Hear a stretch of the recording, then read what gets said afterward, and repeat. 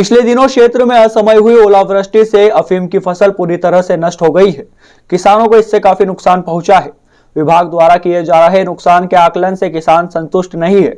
इस बात का विरोध कर अपनी पीड़ा को व्यक्त करने पठार क्षेत्र के गांव पड़दा, रावतपुरा, धामनिया, भाटखेड़ी, अल्हेड़, जालीनेर, चुकनी, अचलपुरा, नलखेड़ा, खजूरी, रावली कुछ सहित कई गांव के किसान कांग्रेस प्रदेश सचिव उमराव सिंह गुर्जर के साथ जिला किसान कांग्रेस के नेतृत्व में पीड़ित किसानों ने डीएनसी को वित्त मंत्री, भारत सरकार एवं जिला कलेक्टर प्रतिनिधि को ज्ञापन दिया।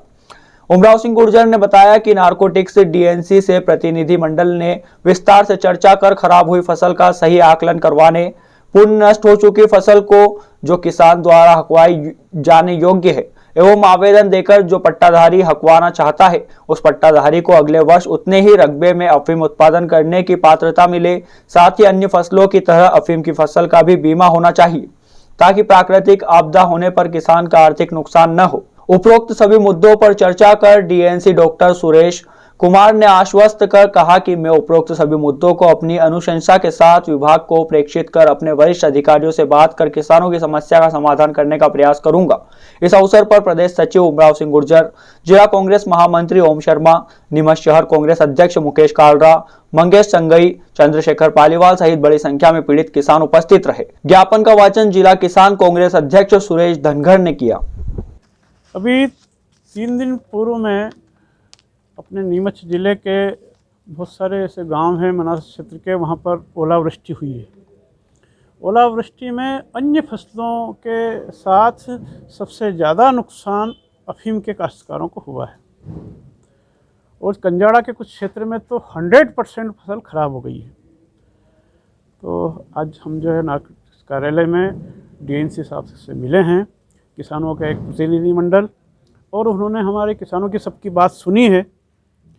और चूँकि उन्होंने बताया कि ये सब पॉलिसी मैटर है, लेकिन किसानों के हित में यहाँ से हम अनुशंसा करके शासन को भेजेंगे, केंद्र सरकार को, किसानों को मुआवजा भी मिले और इस पर भविष्य में बीमा भी हो और पट्टे जो भविष्य में दिए जाएंगे उनमें नुकसान भी नहीं हो।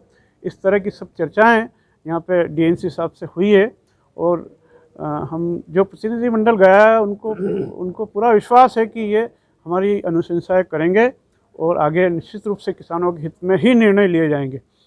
अब आगे स्थिति ये है कि सांसद को भी चाहिए कि किसानों के लड़ाई लड़े और मध्य प्रदेश शासन भी इसमें मुआवजे का व्यवस्था करवा सकती है, केंद्र सरकार चाहे तो। पहले इस तरह से डोड़ा चोरा की नीति थी, उस तरह से अफीम की जो है फसल नुकसानी का आकलन करके अब इतना बड़ा नुकसान हुआ है तो किसानों ने तो खून के आंसू पी रहा है और इतना सहन नहीं कर पाएगा किसान। ऐसी स्थिति में यहाँ के सांसद को भी चाहिए, यहाँ के विधायकों को भी चाहिए और सरकार को इसमें मुआवजा देने चाहिए और केंद्र सरकार तक मामला ये जाएगा और निश्चित रूप से किसानों की ये लड़ाई हम सब लोग मिलकर लड़ेंगे। मीडिया भी हमारा साथ देगा क्योंकि किसान अगर पैदा करता है तो ये देश के उत्पादन में वृद्धि होती है। पूरे तौर पर किस तरह की राहत की मांग आप लोगों द्वारा की जाए? हमने एक ये है कि जो किसानों का 10 आरी का पट्टा है, मोटा मोटा करीब 2 से सवा 2 लाख रुपए का नुकसान एक एक किसान को हो रहा है, पोस्ता दाना और अफीम मिला के। तो वो मुआवजा इनको किसानों को मिल जाए, पट्टा पूरा वापस से जितना आरी का पिछले बार बोया था उतना का उतना पट्टा मिले किसानों को और आने वाले समय में किसानों का बीमा होने लग जाए ताकि नुकसान की भरपाई किसानों को बीमे से भी होने लग जाए। ये मोटी मोटी चर्चाएं। आपका नाम? नहीं, हमारी मांग ये है कि जो ओलावृष्टि हुई है उसका सबसे ज़्यादा पूरे ज़िले में यदि कहीं नुकसान हुआ तो हमारे कंजाड़ा पठार क्षेत्र में हुआ है और वहाँ पर करीब 100 से 150 पट्टे ऐसे हैं जिनमें 100% नुकसान हो गया है। मतलब पूरी तरह जमींदोज हो गया, अफीम कुछ भी बची नहीं है। अन्य फसलों के साथ साथ अफीम तो पूरी तरह ख़त्म हो गई। तो हम उसकी मांग को लेकर आए थे कि हमें उसका उचित या तो मुआवजा दिया जाए या बीमा तो जैसे साहब ने बताया कि बीमा इसमें होता नहीं है तो बीमा तो हम नहीं हो पाएगा। लेकिन हमारी ये मांग है कि इसमें जो नुकसान हुआ उसके हमें थोड़ी बहुत भरपाई के रूप में मुआवजा दिया जाए।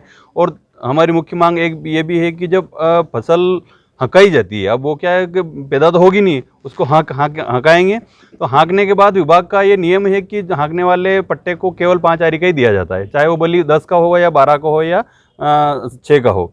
तो हमारी एक मांग ये भी रहेगी कि जितने आरी का पट्टा अभी हैं और जितना हाँका जा रहा है, आने वाले साल में उसको उसी अनुपात में उतनी ही आरी का पट्टा दिया जाए। ये हमारी मुख्य मांग थी और ये साहब ने भी उस चीज़ को बात को समझा भी है और उसको पूरी तरह हमें आश्वस्त किया है कि जिस किसान का जितना पट्टा था उसको इतना वापस दिया जाएगा।